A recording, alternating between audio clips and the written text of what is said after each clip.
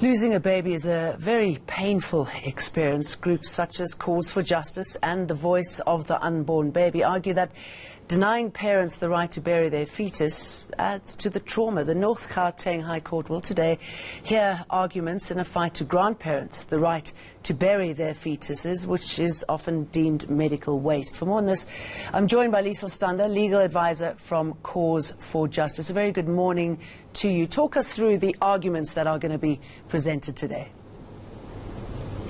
Good morning. Thank you for having us on.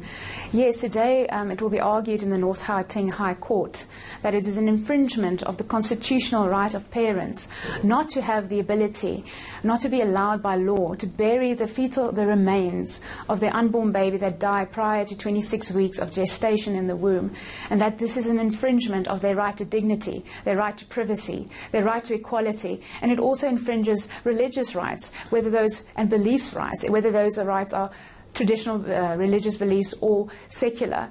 And we will also be arguing as an amicus curiae that this is about a much more significant and profound foundational issue, which is the value of human dignity that attaches to all human life. Clearly an emotive issue, but do you think it's going to be a tough battle in the court? Well, it's difficult to say beforehand.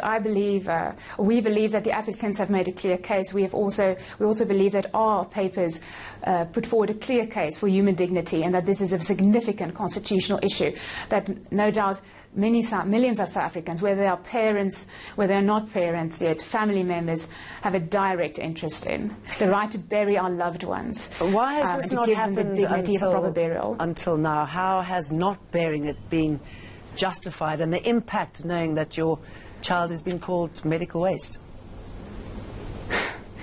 Well, as often happens with these things, as a law stands, and unless somebody comes and challenges the law, it does not change.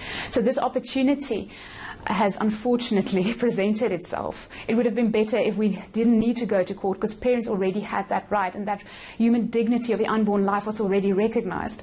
But now this opportunity is here, and now we're going to court. This matter was brought by the first applicant, the Voice of the Unborn Baby, a non-profit company that acts on behalf of its members.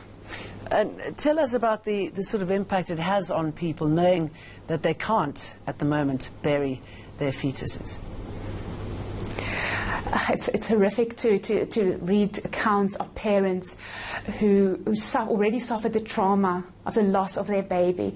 And it doesn't matter at what stage of development that baby is, it's their baby. They have such an emotional investment, and then that body is taken away and incinerated as waste. It's incredibly traumatic, and it is definitely, when you read the expert evidence of the applicants, the experts in counseling and psychology, etc., say it has such a profound healing effect, a dignifying effect on parents to be able to have a ceremony, to have a rite, to have a ritual, to be present with the body and with their loved ones who support.